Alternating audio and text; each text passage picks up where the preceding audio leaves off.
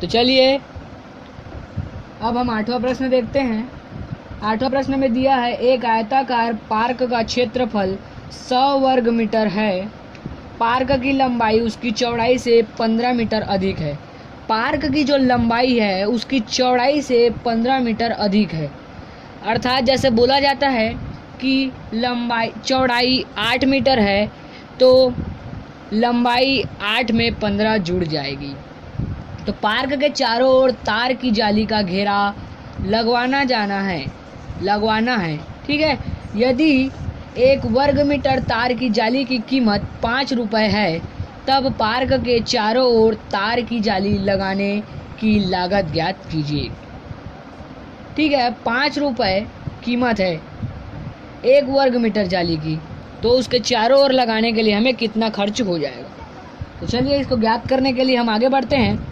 सर्वप्रथम दिया है उसको लिख लेंगे। इसमें दिया क्या क्या है, हमको बोल रहा है पार्क का क्षेत्रफल। तो इसमें हम ले लेते हैं पार्क का क्षेत्रफल कितना है हमारा 100 वर्ग मीटर। ठीक है, इतना होने के बाद अब लंबाई देखते हैं। लंबाई को क्योंकि ये एक चर का समीकरण है तो इसमें x मानेंगे या x का प्लस जोड़ेंगे। दोनों में हम एक ही संख्या लेंगे। अगर y लेते हैं तो y लेंगे, x लेंगे तो x लेंगे। तो हम ले लेते हैं लंबाई को x + 15, क्योंकि इसमें बोला था कि इसमें बोला है लंबाई उसकी चौड़ाई से 15 अधिक है। ठीक है, तो मैंने कर लिया x + 15 और चौड़ाई हो जाएगी x, कुछ इस प्रकार से। इतना होने के पश्चात अब हम क्षेत्रफल के सूत्र लगा देंगे। इसमें देख सकते हैं आप क्षेत्रफल हमारा दिया है, इसमें उसको भी लिख लेंगे यहाँ पे 100 वर्ग मीटर, और यहाँ पे हम उसका सूत्र लिख लेंगे। तो सूत्र है लंबाई और चौड़ाई का गुणा, लंबाई गुणित चौड़ाई, अब बराबर में आ जाएगा 100। ठीक है, जब हम इन दोनों का गुणा करेंगे तब तो हमारा ये प्राप्त होगा। ये पहले से बता दिया है लेकिन ये हमें प्राप्त नहीं है, तो हमें ये ज्ञात करना है। तो देखिए यहाँ पे हमने मान लिया था यहाँ पे लंबाई x + 15, तो x + 15 रख लेते हैं। ठीक है, और चौड़ाई को माना था x, तो यहाँ पे हो गया ये। अब हम इन दोनों को कोष्टक के रूप में आप जैसे लिखते होंगे उस प्रकार से लिख लेते हैं x + 15 और कोष्टक में x बराबर 100। अब इसका गुणा इसके साथ करेंगे, इसका गुणा इसके साथ करेंगे, तो x का गुणा इसके साथ होगा तो x का स्क्वायर हो जाएगा, प्लस x का गुणा इस 15 के साथ होगा तो 15x हो जाएगा, बराबर में बच जाएगा 100। अब ये जो 100 है इसे हम इधर पक्षांतर कर देते हैं, तो x का स्क्वायर प्लस 15x, इधर प्लस x में है, इधर आके माइनस में हो जाएगा और इधर बच जाएगा 0, जैसे कि मैंने पहले बताया था आपको। अब देखिए यहाँ पे होगा क्या, अब हम यहाँ पे मध्य पद तोड़ सकते हैं, तो मध्य पद तोड़ लेते हैं। मध्य पद तोड़ने पर, तो मध्य पद तोड़ेंगे तो कैसे टूटेगा, देखिए 15 इसका और इसका गुणा कर लेते हैं, तो 1 का 100 के साथ गुणा होगा तो 100 होगा, हो गया। अब 15, तो 15 को जब हम तोड़ेंगे तो कैसे तोड़ना है ये भी बताता हूँ। 2 पंचे 10 होता है।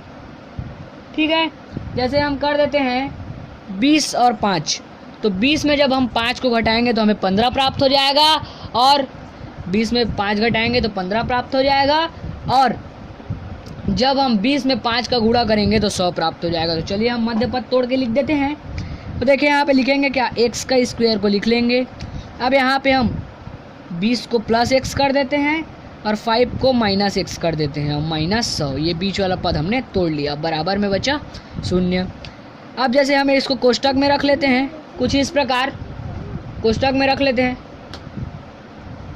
तो देखिए यहाँ पे इतना हो गया। अब हम कॉमन बाहर निकाल लेते हैं।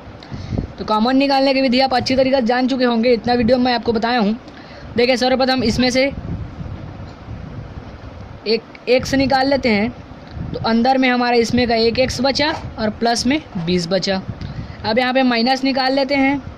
अब यहाँ से हम 5 को बाहर कर लेते हैं, तो हमारा अंदर बचेगा x, और यहाँ पे माइनस हुआ है तो हम इस माइनस के साथ किस चीज़ का गुणा करेंगे, तो यहाँ पे माइनस आएगा, इसलिए प्लस का गुणा होगा। अब 5 का किसके साथ गुणा करेंगे, तो 100 आएगा, तो 20 के साथ गुणा करेंगे। यहाँ पे भी देखिए 5 का 20 के साथ गुणा हुआ था, 100 हुआ था, और इसके बराबर में 0।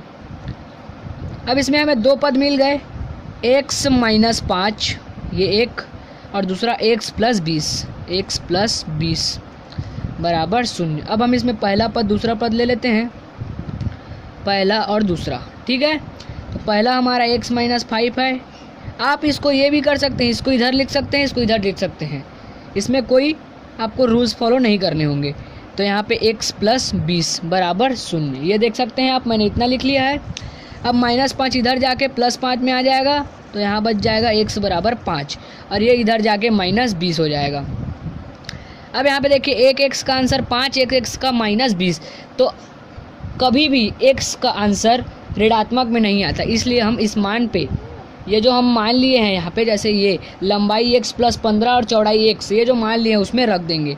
सर्वप्रथम हम रखते हैं लंबाई में, इसको आप सर्वप्रथम चौड़ाई में रख लेना, और मैं यहाँ पे चौड़ाई भी लिख देता हूँ। सर्वप्रथम मैं चौड़ाई में रख के दिखाऊंगा। चौड़ाई का मान x है, तो x का मान यहाँ पे 5, और लंबाई में x प्लस 15 है, ठीक है। तो x का मान आया 5 और प्लस में 15, तो 15 और 5 20, ये आ गया 20, प्लस ये धनात्मक में आया है और ये ऋणात्मक है, तो यही उसका आंसर होगा 5 और 20। अब हम देखते हैं इसमें, ठीक है। तो अब हम इसमें देखते हैं पार्क का परिमाप, इसमें परिमाप भी दिया था, तो हम इसका पार्क का परिमाप ज्ञात करेंगे। तो चलिए हम पार्क का परिमाप ज्ञात करते हैं, बने रहिए मेरे साथ। तो देखिए हम ले लेते हैं पार्क का परिमाप। पार्क का परिमाप, जैसे हम आयत का परिमाप बोल देंगे तो भी चलेगा। तो परिमाप का सूत्र होता है 2 गुणित लंबाई धन चौड़ाई, ठीक है। तो देखिए यहाँ पे 2 रख देंगे, लंबाई का मान हमारा आया है 20 प्लस चौड़ाई का मान आया है 5, तो देखिए कितना होगा, 20 और 5 25 हो जाएगा, 20 में 5 को जोड़ेंगे तो 25, और 25 का गुणा इस 2 के साथ होगा, तो 25 दूनी 50 हो जाएगा, और इसी के साथ 50 मीटर लिखा जाएगा। अब आगे, अब देखिए हमें 1 वर्ग मीटर की तार की जाली लगानी है, उसकी कीमत 5 है। चलिए इसमें लिख लेते हैं, इसलिए 1 वर्ग मीटर, ये कुछ इस प्रकार 1 वर्ग मीटर जाली की कीमत बराबर 5 रुपये, ठीक है। जाली की कीमत मैंने 5 रुपये लिख लिया यहाँ पे। अब हम देखते हैं, तो 50 मीटर, ठीक है, 50 मीटर जाली की कीमत, ठीक है। तो क्या करेंगे, हमारा 50 मीटर जाली आया था, तो हम यहाँ पे 50 रख लेंगे और उसके साथ 5 का गुणा कर देंगे, तो यहाँ पे हो जाएगा 50 पंचे 250 रुपये। तो इसमें हम आखिरी में यह लिख सकते हैं कि अतः इसका हमें क्षेत्रफल प्राप्त हुआ, लंबाई प्राप्त हुआ 20 और चौड़ाई प्राप्त हुआ 5, और इसका परिमाप प्राप्त हुआ 50, और जिसे हमने 5 के साथ गुणा करके उसका मूल्य ज्ञात किया है, तो वह मूल्य 250 रुपये होगा। इसी के साथ यह प्रश्न समाप्त होता है। मिलते हैं अगले प्रश्न में। अध्याय 1 की लिंक आपको डिस्क्रिप्शन में मैं दे दूंगा, आप वहां से अध्याय 1 बहुपद प्राप्त करेंगे।